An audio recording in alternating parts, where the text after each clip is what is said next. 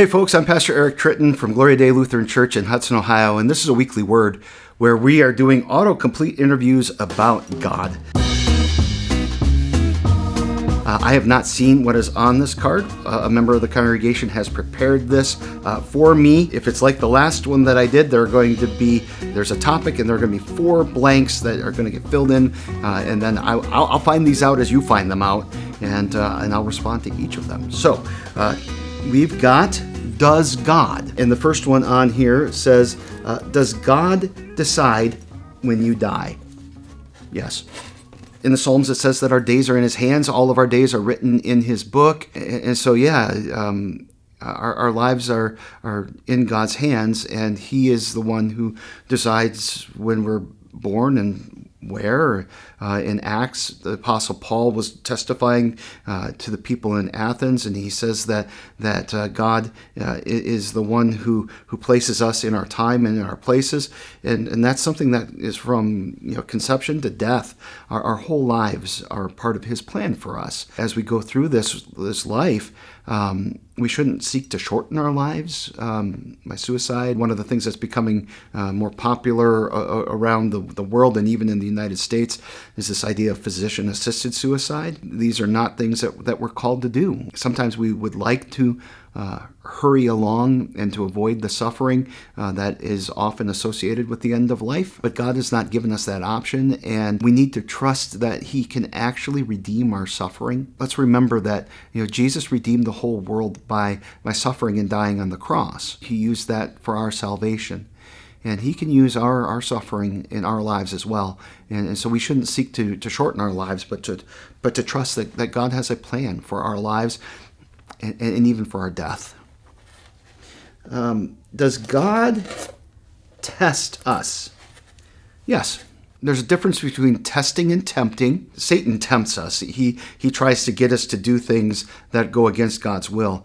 But God will test us. But what do we mean by that? It's not like when we were in grade school and we walked in and the teacher said, okay, pop quiz, get out your pencil and paper. He's not testing us to see, if we're good enough or whatever. He's testing us to actually reveal to us where we need mercy, where we need forgiveness, where he's working in our lives, where we need to grow in our faith.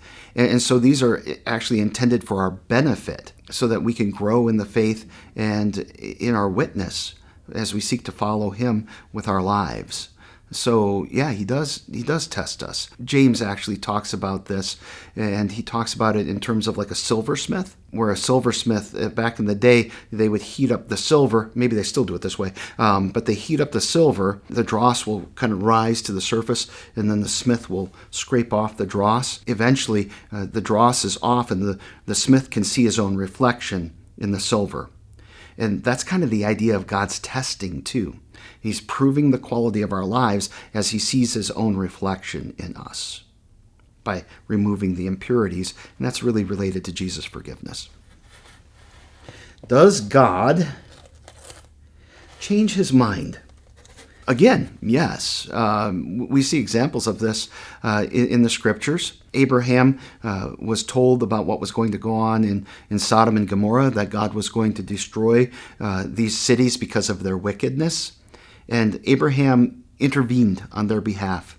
He prayed for them, and he bargained with God and negotiated with him.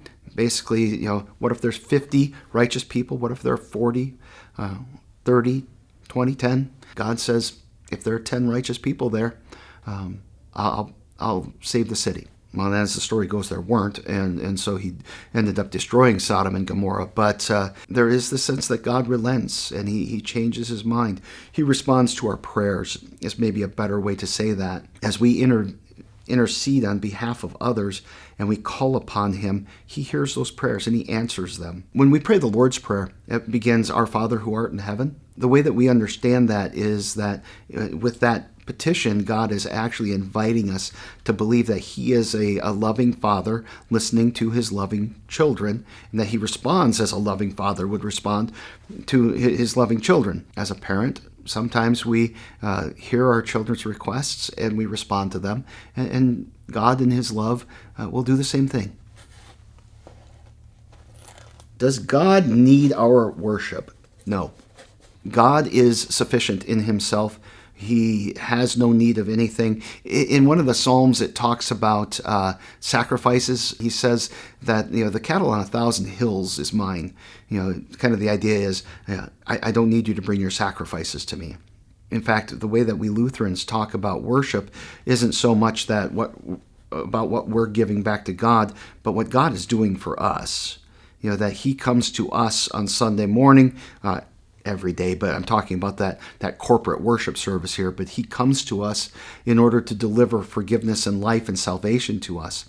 And then as he does that, we return to him from what he's given to us. Even when we worship him, it's because he has given things to us that we're returning back to him. Our worship itself is rooted in the work that he's doing in our lives. Another way that we could think about worship is the way that we live our lives kind of Monday through Saturday. And the benefit of that in terms of living our lives of faith and in our vocations isn't so much for God as it is for our neighbor. And God is worshipped when we show his love and show his wisdom and his righteousness in the way that we live in relationship with others. So, God does not need our worship, but maybe our neighbors need us to worship God as part of our witness and our relationship with them. Hey, thanks for being with me. I hope this was helpful for you. I hope you find this entertaining, seeing me kind of on the spot. I've got a couple more of these, and come back next week.